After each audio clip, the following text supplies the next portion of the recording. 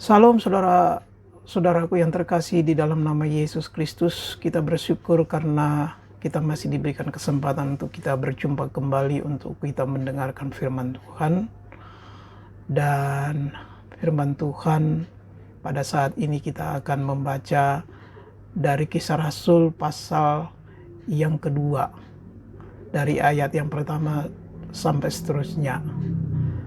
Dalam bacaan kita saat ini adalah berbicara tentang Hari Raya Pentakosta atau Hari Raya Pencurahan Roh Kudus. Nah, saudaraku yang saya kasih dalam Tuhan Yesus Kristus, apakah itu Hari Raya Pentakosta? Hari Raya Pentakosta itu merujuk kepada Hari Raya orang Israel, ya, di mana orang Israel diperintahkan oleh Tuhan untuk merayakan Hari Raya Pentakosta, yaitu Hari Raya 7 Minggu. Hari Raya 7 Minggu ini adalah Hari Raya Pesta Masa Akhir Panen, ya, disebut juga dengan Hari Raya Masa Akhir Panen. Ini merujuk kepada Kitab Imamat pasal 23 ayat 15 sampai 22, di mana orang-orang Yahudi pergi ke Bait Allah untuk mempersembahkan korban kepada Tuhan. Mereka mempersembahkan 2 roti unjukan dari tepung terbaik yang dibakar sesudah dicampur dengan ragi. Lalu kemudian mereka mempersembahkan 7 ekor domba berumur 1 tahun yang tidak bercela, 1 ekor lembu jantan muda, dan 2 ekor jantan domba. Semua itu harus dikorbankan, dan ini adalah korban bakaran, korban curahan, juga korban api-apian yang menyenangkan bagi Tuhan. Kemudian juga mereka harus mempersembahkan 1 ekor kambing jantan, ya, sebagai korban penghapus dosa. 2 ekor domba berumur 1 tahun sebagai korban keselamatan. Nah, imam harus mengorbankan persembahan-persembahan ini dan mengunjukkannya semuanya itu di hadapan Tuhan, ya. Dan itu merupakan persembahan kepada Tuhan. Nah, Hari Raya Pentakosta ini disebut juga Hari Raya atau Pertemuan Kudus, di mana orang Israel tidak boleh melakukan pekerjaan yang berat. Nah, itu adalah hari raya Pentakosta yang dirayakan oleh umat Israel di dalam Perjanjian Lama, dan juga pada waktu pencurahan Roh Kudus itu juga dirayakan di rumah Allah atau di Bait Allah. Nah, hari raya Pentakosta ini bertepatan juga hari pencurahan Roh Kudus, ya, di mana pada hari yang ke-50 itu Roh Kudus dicurahkan bagi para rasul, ya, dan juga orang percaya yang berjumlah pada waktu itu semuanya 120 orang, ya, yang berdoa selama 10 hari di satu loteng, yaitu tempat atau sebuah rumah di mana Yesus, ya, makan perjamuan kudus, ya, bersama dengan para murid-muridnya, yaitu pada waktu merayakan Paskah. Dan para rasul berdoa di ruangan itu, ya, selama 10 hari, yaitu hari pertama setelah kenaikan Yesus ke surga sampai pada hari yang ke-10. Dan pada hari yang ke-10 disitulah Roh Kudus dicurahkan. Dan itu juga sekaligus perayaan Pentakosta, ya, hari raya panen, puncak hari raya panen, masa panen orang-orang Yahudi. Nah, kalau kita baca di dalam Kisah Rasul pasal 2 ayat pertama dikatakan, ketika tiba hari Pentakosta, semua orang percaya berkumpul di satu tempat. Jadi orang percaya yang dimaksud di sini adalah orang-orang Kristen, orang-orang yang percaya kepada Yesus yang berjumlah 120 orang itu di satu tempat, yaitu di sebuah ruangan, yaitu ruangan yang dipakai oleh Yesus ya bersama dengan muridnya mengadakan perjamuan Paskah. Lalu ayat kedua, tiba-tiba turunlah dari langit suatu bunyi. Jadi pada hari yang ke-10 di mana mereka berkumpul, tiba-tiba turunlah dari langit suatu bunyi seperti tiupan angin keras ya, yang memenuhi seluruh rumah di mana mereka duduk. Jadi sekonyong-konyong tiba-tiba turun suatu bunyi seperti tiupan angin yang keras. Saudara tahu tiupan angin yang keras itu seperti apa suaranya? Memenuhi seluruh rumah di mana mereka duduk. Ya, padahal mereka ada di dalam sebuah ruangan, tapi angin itu muncul tiba-tiba dari langit, ya, memenuhi seluruh ruangan itu. Yang mereka dengar adalah bunyi, ya, bunyi seperti tiupan angin, bukan angin, tapi bunyinya itu seperti tiupan angin yang mereka dengar secara audible, ya, secara langsung memenuhi seluruh rumah di mana mereka duduk. Ya, mereka berdoa memuji Tuhan pada waktu itu. Lalu kemudian tiba-tiba tampaklah kepada mereka lidah-lidah seperti nyala api. Ya, lidah-lidah seperti nyala api, bukan api tapi seperti nyala api. Ya, yang bertebaran dan hinggap pada mereka masing-masing. Jadi lidah-lidah bertebaran, lalu kemudian hinggap ke atas mereka masing-masing, ya, kepada para rasul pada waktu itu. Lalu penuhlah mereka dengan Roh Kudus. Mereka penuh dengan Roh Kudus. Artinya apa? Roh Kudus masuk ke dalam diri mereka dan memenuhi mereka, menguasai mereka. Ya, jadi Roh Kudus menguasai seluruh eksistensi daripada para rasul pada waktu itu.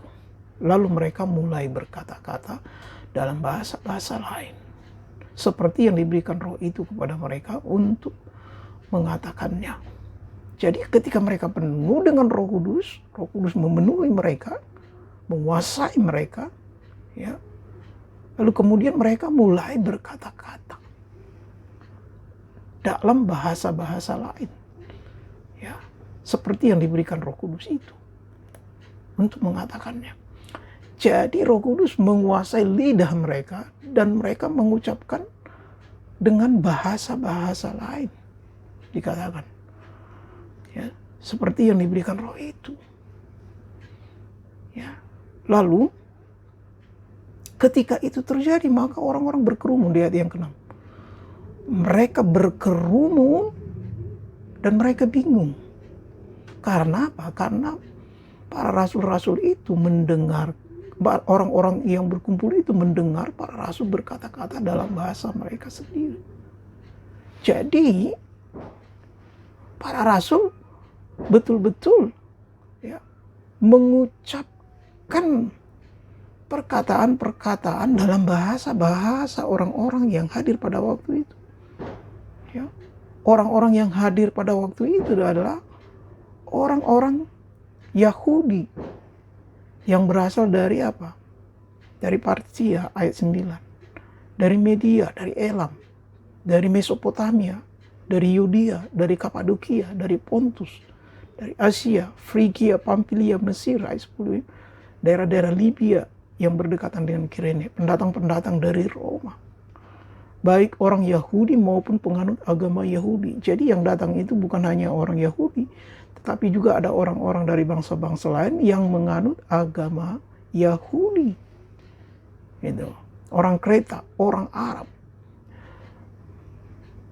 Kita, ayat 11, orang banyak itu yang berkumpul itu, mendengar mereka berkata-kata dalam bahasa kita sendiri. Tentang apa? Tentang perbuatan besar yang dilakukan oleh Allah. Jadi mereka mendengar para rasul itu berkata-kata dalam bahasa mereka sendiri. Ini adalah sesuatu, ya, hal yang supranatural yang terjadi, di mana para rasul tidak bisa berbahasa seperti bahasa-bahasa mereka. Para rasul mungkin hanya tahu bahasa Ibrani, bahasa Yunani yang populer pada waktu itu, bahasa Yunani. Mungkin mereka ya hanya tahu itu, tetapi karena Roh Kudus menguasai mereka, mereka bisa berbahasa orang-orang yang hadir pada waktu itu. Ya. Karena itu maka mereka tercengang-cengang, ayat 12. Orang banyak itu melihat hal itu, maka mereka tercengang-cengang dan sangat termangu-mangu. Saudara tahu tercengang-cengang? Tercengang, terus termangu-mangu. Sambil berkata, apakah artinya ini? Walaupun ada sebagian mengatakan bahwa mereka mabuk anggur manis, ya, tetapi kemudian Petrus bangkit berdiri dan berkata, ayat 14 dikatakan, maka bangkitlah Petrus berdiri dan dengan ke-11 rasul itu. Jadi yang bangkit itu Petrus duluan, lalu kemudian yang ke-11 rasul itu juga bangkit juga bersama-sama. Dengan suara nyaring, ya, Petrus berkata, hai kamu orang Yahudi dan kamu semua yang tinggal di Yerusalem, ketahuilah dan camkanlah perkataanku ini. Orang-orang ini tidak mabuk seperti yang kamu sangka, karena baru pukul 9. Petrus mengklarifikasi bahwa para rasul tidak mabuk seperti yang mereka sangkakan. Ya, karena baru pukul 9. Dan memang mereka tidak minum anggur. Orang mereka berdoa 10 hari, kok dari mana mereka minum anggur? 10 hari mereka berdoa di ruangan itu, di rumah itu. Ya, main tuduh aja mabuk anggur. Ya. Tetapi kemudian itulah yang difirmankan Allah dengan perantaraan Nabi Yoel, ayat 17. Akan terjadi pada hari-hari terakhir, demikianlah firman Allah, bahwa aku akan mencurahkan rohku ke atas semua manusia. Maka anak-anakmu laki-laki dan perempuan akan bernubuat, dan turun-turunamu akan mendapat penglihatan-penglihatan, dan orang-orangmu yang tua akan mendapat mimpi. Jadi, peristiwa pencurahan Roh Kudus ini adalah hal yang sudah direncanakan Tuhan sejak jauh-jauh hari, di mana pada Nabi Yoel, ya, di dalam perjanjian lama telah menubuatkan itu. Ya, kita tahu bahwa Nabi itu tugasnya menubuatkan apa yang akan terjadi di depan yang berasal dari Tuhan. Nah, ini adalah penggenapan nubuatan Nabi Yoel pasal 2 ayat 28 sampai 29. Bahwa pada hari terakhir Allah akan mencurahkan rohnya. Itulah ini, peristiwa Pentakosta ini. Kepada siapa? Kepada semua manusia. Tentunya kepada semua orang percaya. Yaitu mereka yang percaya kepada Yesus. Mereka yang telah menerima Yesus sebagai Tuhan dan Juru Selamatnya. Ya, bukan kepada semua manusia, ya, secara umum maksudnya. Maka ketika Roh Kudus itu dikatakan dicurahkan, maka anak-anakmu laki-laki dan perempuan akan bernubuat. Teruna-turunamu akan mendapat penglihatan-penglihatan. Jadi orang yang dipenuhi oleh Roh Kudus akan bernubuat. Perhatikan baik-baik. Kemudian akan mendapat penglihatan-penglihatan. Penglihatan tentu yang datang dari Tuhan. Tentang hal apa yang akan terjadi. Bernubuat, tentunya bernubuat tentang apa yang akan terjadi di depan. Dan orang-orang mutu akan mendapat mimpi. Perhatikan baik-baik. Orang yang dipenuhi Roh Kudus itu akan mendapat mimpi. Bukan mimpi di siang bolong, tapi mimpi yang berasal dari Tuhan. Yaitu hal-hal yang akan terjadi, yang akan dinyatakan Tuhan di depan kita. Ya. Lalu dikatakan, hamba-hambaku laki-laki dan perempuan, ya, akan kucurahkan rohku pada hari-hari itu, dan mereka akan bernubuat. Nah, ini diteguhkan lagi, ya, bagaimana seorang yang dipenuhi Roh Kudus akan mengalami hal yang demikian, yaitu bernubuat, mendapat penglihatan, dan orang akan mendapat mimpi. Ya, jadi, ya, kalau ada seorang anak Tuhan atau seorang pendeta atau hamba Tuhan yang bernubuat, ya bisa jadi juga benar, gitu. Ya, juga mendapat penglihatan. Ya, juga apa? Juga mendapat mimpi. Ya. Itu. Ya, jadi ini adalah akses ketika seseorang dipenuhi oleh Roh Kudus. Gitu. Ya. Lalu kemudian, dan barang siapa yang berseru kepada nama Tuhan akan diselamatkan. Perhatikan baik. Barang siapa yang berseru kepada nama Tuhan akan diselamatkan. Lalu ayat 22 Petrus menjelaskan itu. Ya, kepada nama Tuhan siapa yang dimaksud di sini? Yang aku maksudkan ialah Yesus dari Nazaret. Jadi orang yang berseru kepada Tuhan Yesus Kristus akan diselamatkan. Yaitu orang yang percaya kepada Tuhan Yesus Kristus, menerima Dia sebagai Tuhan dan Juru Selamatnya, akan diselamatkan. Ya, kenapa? Karena dikatakan ayat selanjutnya, karena Dialah yang telah ditentukan Allah dan yang dinyatakan kepadamu dengan kekuatan-kekuatan dan mujizat-mujizat dan tanda-tanda yang dilakukan Allah dengan perantaraan Dia di tengah-tengah kamu.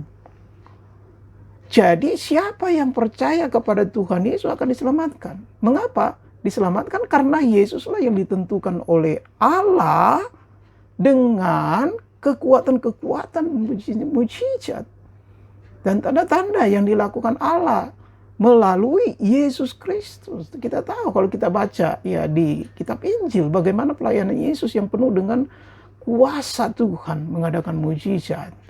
Ya. Dan itu kita bisa lihat di sana ya di kitab Injil bagaimana tanda-tanda yang dilakukan Allah oleh Yesus Kristus itu sangat luar biasa.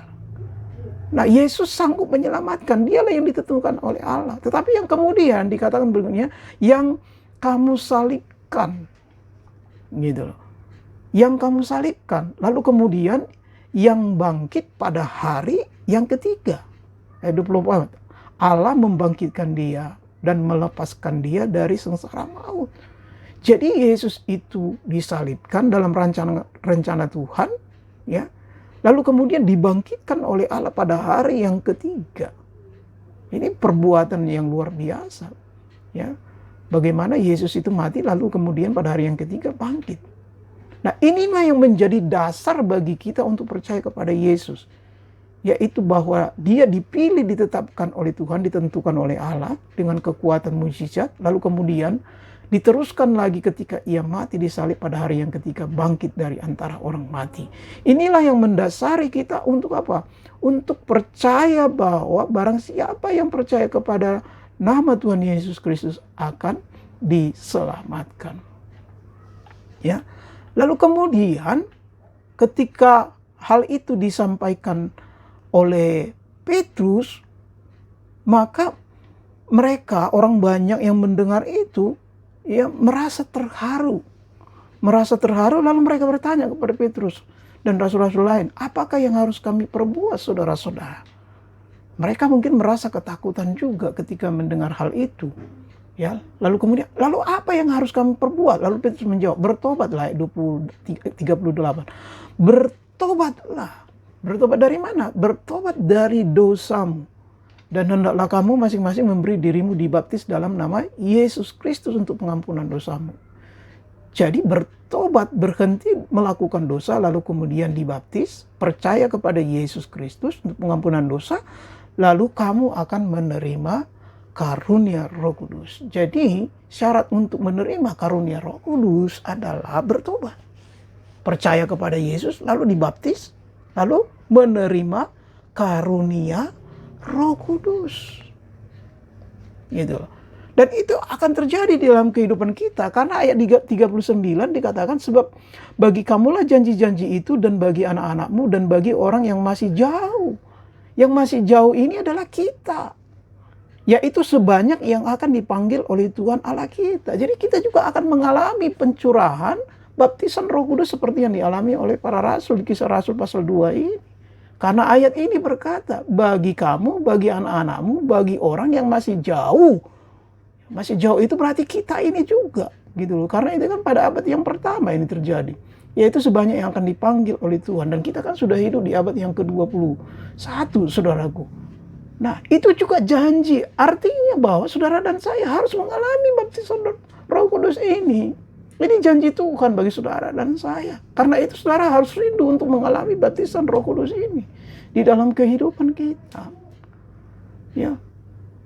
Walaupun ada orang yang berkata saya sudah menerima Roh Kudus. Ya, sudah menerima, tapi dalam pemahaman saya bahwa Roh Kudus itu dicurahkan dalam 2 tahap. Tahap pertama saudara adalah bertobat dan percaya kepada Tuhan Yesus. Itu karena apa? Untuk percaya kepada Tuhan Yesus yang tahap pertama. Tapi yang kedua adalah saudara dicurahkan Roh Kudus hari ini seperti kepada rasul di Kisah Rasul pasal 2 ini. Nah saudaraku, jadi Ini harus terjadi di dalam kehidupan karena ini janji Tuhan. Ya. Syaratnya apa? Yaitu tadi bertobat. Lalu kemudian dibaptis secara benar dalam nama Yesus Kristus. Lalu kemudian akan menerima karunia Roh Kudus. Ini adalah baptisan Roh Kudus untuk apa? Untuk memberikan kuasa bagi kita dalam melayani pekerjaan Tuhan dan juga untuk bisa melakukan mujizat dari Tuhan. Kenapa? Karena dalam Kisah Rasul pasal 1 ayat 8 berkata, kamu akan menerima kuasa kalau Roh Kudus turun ke atas kamu dan kamu akan menjadi saksiku. Jadi motif kita untuk menerima karunia Roh Kudus adalah supaya kita bisa menjadi saksi bagi Tuhan. Memberitakan Injil, melayani pekerjaan Tuhan. Bukan untuk gagah-gagahan, untuk hal-hal yang lain, ya supaya dibilang rohani dan sebagainya, tetapi untuk pelayanan. Jadi Roh Kudus di sini adalah memberdayakan saudara dan saya untuk menjadi saksi, sehingga saudara dan saya efektif melakukan pelayanan, disertai dengan kuasa dan mujizat. Karena para murid, Tuhan Yesus katakan jangan pergi sebelum Roh Kudus dicurahkan. Jangan pergi, maksudnya jangan pergi memberitakan ini sebelum pencurahan Roh Kudus terjadi di dalam diri kamu.